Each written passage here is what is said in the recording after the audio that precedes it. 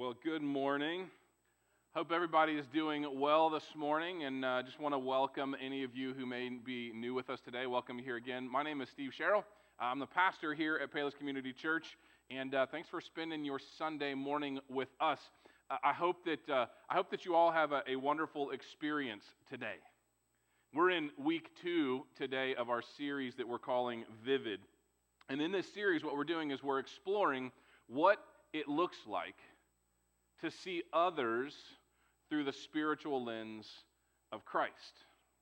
And so when I say others, I'm talking about other Christians, other believers, but I'm also talking about others that are non-believers, people that aren't Christian. How do we view people? Do we see people the way that Christ sees them? Now, if you're here today and maybe you're not a believer at all, you're just sort of checking out this church stuff, or maybe you're sort of skeptical, this message will give you a glimpse into what I believe as the pastor here at this church, and also what our leadership believes. We have a vision statement here at PCC that says that we understand the church does not exist for us, but we're the church and we exist to impact the world with the love and message of Jesus Christ, everyone, every day, everywhere. And so if you don't follow Christ, if you're here just checking things out, I want to invite you to listen to my words critically, because this would be your opportunity to see who we are as a church, who we're truly striving to be as a community of believers. Now, the title of this series, I said, is Vivid, and what we're doing is we're trying to check our vision. You know, my family and I, just this past week, we went to the eye doctor, all three of us, for an annual checkup. And when I made the appointments, I made it for all three of us, myself, my wife, and my son, to go at the same time. And I think that's probably going to be the last time that I do that. See, Katie and I schedule our appointments first, so that if we need new lenses or something like that, that we can start getting that process done and getting them ordered and all that while Evan is in his appointment. So poor Evan is patiently waiting for our exams to finish. And there's nothing easy about either one of our exams, for Katie or for me. See, Katie has to go get this extra special test run because her numbers didn't look right during the glaucoma test, where they puff the air into your eye. The numbers weren't coming back right, so she's got to get this extra test. Now, just so you don't worry, everything came out fine. She's okay. She doesn't have glaucoma, but she had to have this extra test. And Evan is waiting. And while Katie is doing her thing, I was entering the wonderful world of progressive lenses, because I guess I'm there now. So on top of all the fun that I'm having in the actual eye exam, trying to get all of the prescription stuff spot on, I also now have to, after I'm done with the doctor, I have to go pick out new frames that will accommodate the lenses for the progressives. The sweet lady who was helping me pick out frames actually pulled a pair off, and she said, "Here, try these. They're kind of a gunmetal gray color. They'll play off your gray hair nicely." I'm not sure that's what you say when the diagnosis is, "Hey, bud, you need progressive lenses. These might play off your gray hair." I wasn't real excited. And so I'm picking out frames, and Evan's been waiting this whole time. Finally, it's Evan's turn to go into the exam room, and he comes out like 5 minutes max. Like 5 minutes later, ready to go home. We weren't ready. Katie and I, she's trying to get contacts. I'm trying to do progressive lenses, new frames, all this stuff. The doctor comes out and he kind of laughs. He's like, not only did Evan not have anything wrong with his vision, he has better than perfect vision. The doctor said that he only has a test in his office to go to 2015, which is better than 2020. But he said, the way that your son passed the test for 2015, I'm sure that if we could test, he would probably easily have 2010 vision. Katie and I just sort of laughed because neither one of us actually remember when we could see that clearly. I don't think we've ever been able to see that clearly. And so we do things like get glasses and contacts and progressive lenses and frames that match our gray hair. I didn't do that, by the way. I'm not ready yet. So you'll see those in a few weeks. You see, none of us in this room here today have perfect spiritual vision, do we? We don't see the world the way that Christ sees the world. But that doesn't excuse us from doing what we need to do, what we should do to get into focus. See, understanding that you're flawed, understanding your vision is flawed, understanding that you're flawed is great. But using that knowledge as an excuse to not live the way that Christ called us to live is not okay. Last week we read in Colossians chapter 3, which said that to help us see people the way that Christ sees them, that we need to actually set our hearts and minds on the things above. We need to focus on the eternal. We need to focus on Christ and not on the temporal, earthly things. We also said that we need to take those temporal, earthly things and get rid of them. The anger and malice and rage and slander and lying, those were in the passage we read last week from Colossians. And Colossians told us that we need to put those things to death. Now this week what I want to do is I want to take a look at how we view people, because we can't clear up our vision until we know what our current prescription is, can we? And so how do we view other people? Now I'm going to warn you that I'm going to ask 3 pretty tough questions of you this morning. And you may be wondering, is he really challenging me? And yes, the answer is I am. I am challenging you. See, as Christians, we're not called to live only according to the things that make us happy and comfortable. But just know that if you feel challenged this morning, I challenge myself with these same things as well, right? I'm holding myself to the same standard. And so here's this first question that I want us to ask, and I want you to honestly think about this. These are your fill in the blanks. Here's the first question I want you to ask yourself. Do you view people as a resource to get what you want? Do you view people as a resource to get what you want? Or do you see yourself as a resource to offer to them? Do you view people as a resource to get what you want? Or do you see people, or do you see yourself as a resource to offer them? This question can be asked of us in our lives, both inside the church and also outside of the church. Honestly, if you view people as a resource to be used to get what you want when you're at home or school or at work, then you're going to treat them the same way here in the church. But Philippians chapter 2, verse 3 and 4 says, "Do nothing out of selfish ambition or vain conceit. Rather, in humility, value others above yourselves, not looking to your own interests, but each of you to the interests of the others." When we look at ministry, we have to be careful with how we treat and value volunteers and even staff at a church. See, there's a difference between wanting people to get involved because you really believe that what you're doing can help them, and then believing that they can merely help you. And I've said this a number of times before, that around here at PCC, we don't want people to volunteer just to fill some volunteer slot, right?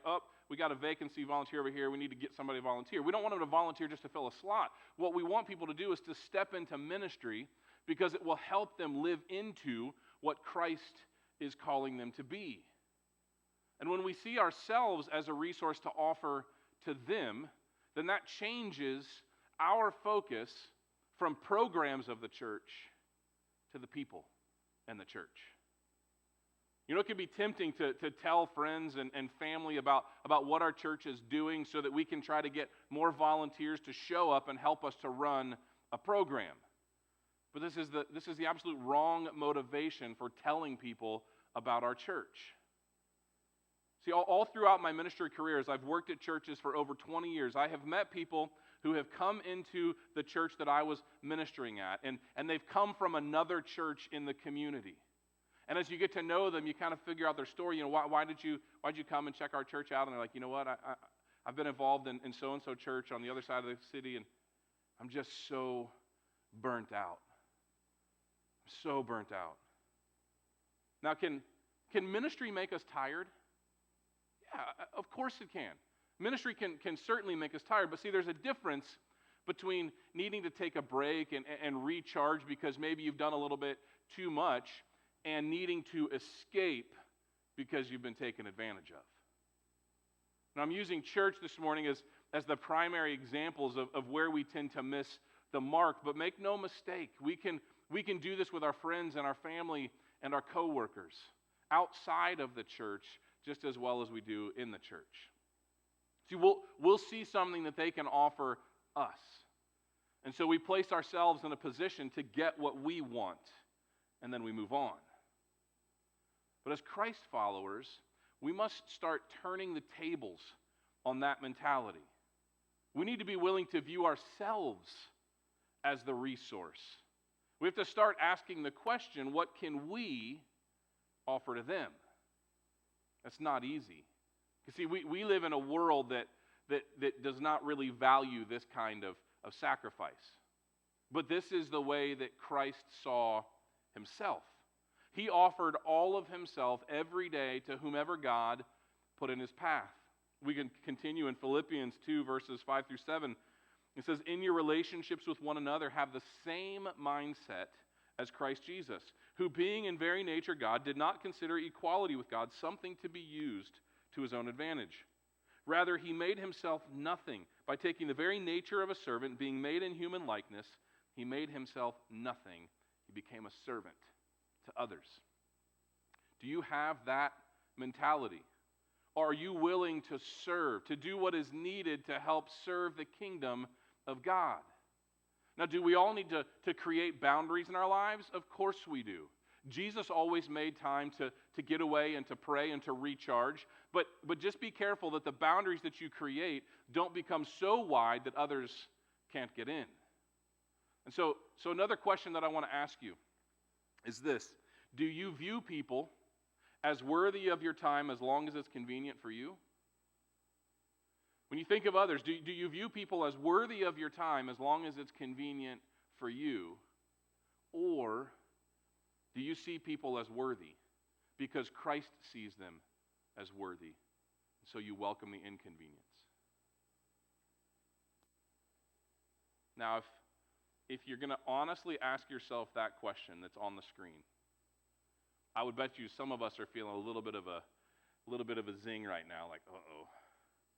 I think maybe the convenient person is the one that I have time for. But as soon as I feel inconvenienced, as soon as I get uncomfortable, as soon as it requires more of me than I'm really willing or want to give, I don't really see them as worthy.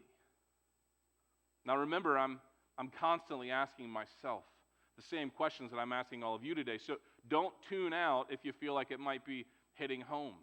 One of my old pastor friends in Mississippi, down in the South, Pastor Rodney says, he used to say all the time, he said, don't hate me for preaching the truth. See, we love our comfort. We love our convenience. And putting people first is both uncomfortable and inconvenient.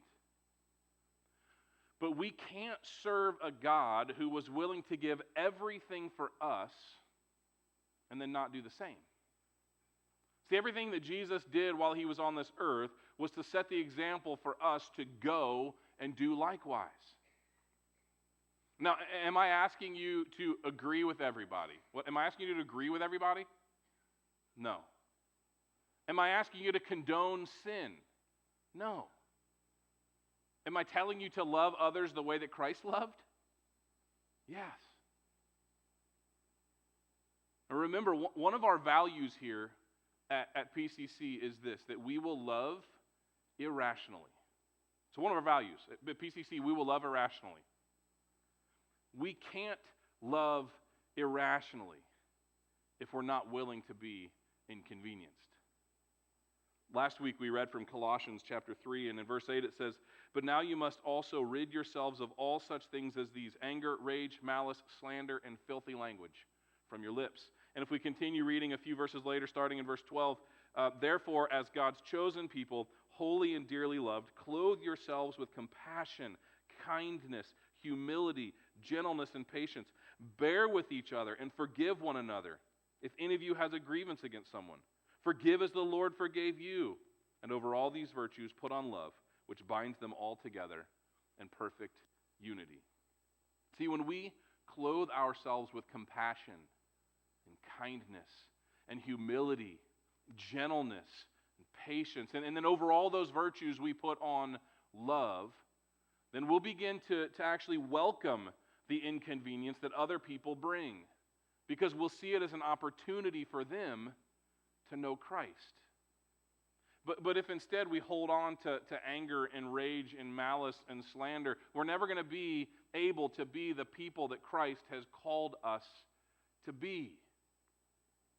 Now, the last question that I want to ask you is this: do you view people as welcome only when they behave like you?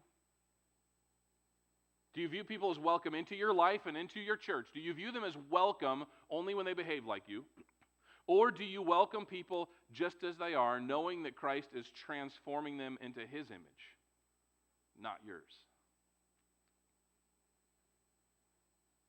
You know, racism is a hot button topic right now in the world today. If you were to turn on any news channel, it's not going to take you very long to hear some accusations of racism being thrown around. It seems to be the go-to excuse in the political discourse in our country. Now, I'm not saying that racism isn't real, because I absolutely believe that racism is real, but I think that otherism is more the issue. I don't think that most of us struggle with somebody because they're a different skin color or because they come from a different cultural background. I think we struggle with them because they're different than us. If you don't look like me, if you don't act like me, and if you don't value the same things that I value, then I don't really know what to do with that. I mean, if we're honest, most of us are otherist. Right? Believe what I believe, and then behave like I behave. And when you believe what I believe and behave like I behave, then you can belong in my world. But that's not the example that Christ set. Now, the good news here is that if you can identify this about yourself, then you can change. You know, if you're honest with yourself and you see how those around you are different from you, and you see that their differences are a challenge for you to love, then you'll see that they aren't the problem. You are. Now, I say that that's good news because see, I'm the only one that I can control. And so if I can see that the real issue stems from me and not them, then I can start to make the changes in life. See, if I struggle with irrationally loving someone because they're different than me, and that makes me uncomfortable, then I have to decide, do I want to obey God?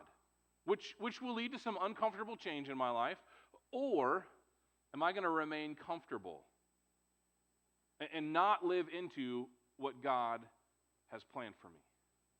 See, it's not a choice for me. I know that I'm called to love believers and non-believers, to love them irrationally.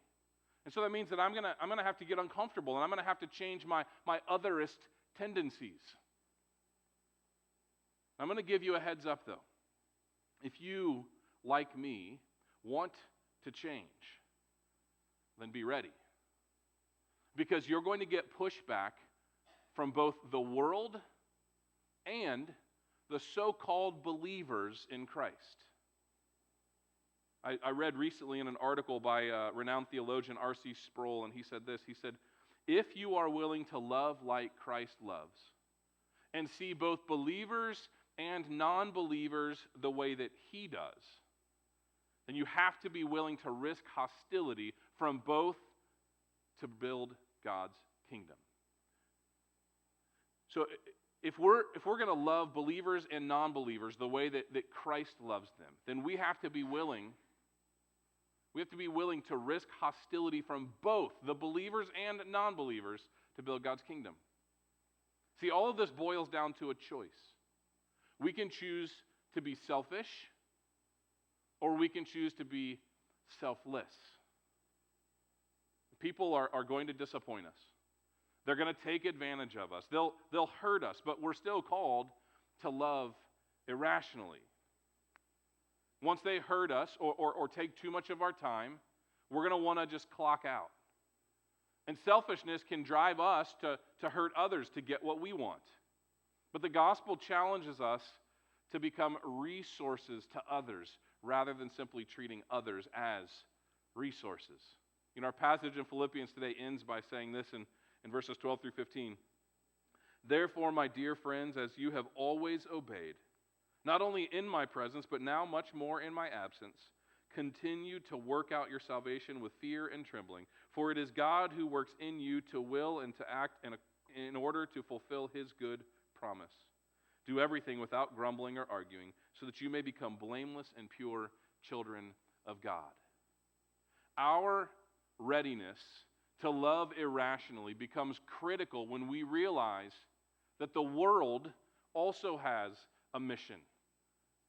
And the world outside of the church, the unbelieving world, the world's mission is to capture and to assimilate the church. See, the world wants the church to look and act just like it does. But we're called to be set apart. And the world is full of grumbling and complaining critics, and we cannot become like them. We can't use people to get what we want out of them and then not see that they're worthy because maybe they're different from us. See, if the church becomes an echo of the world, then the mission of the world is accomplished. But when we come to Christ and when we view others and their needs, our view should change. The way that we interact with others, as well as the way that we lead people in the church, will change. We need to start seeing them as children of God rather than as resources to build our career or our ministry. And if we can keep our focus and see the world through the vivid lens of Christ, then we can, as individuals and we can as a church, impact this world with the love and message of Jesus Christ. Everyone, every day, everywhere. Would you pray with me?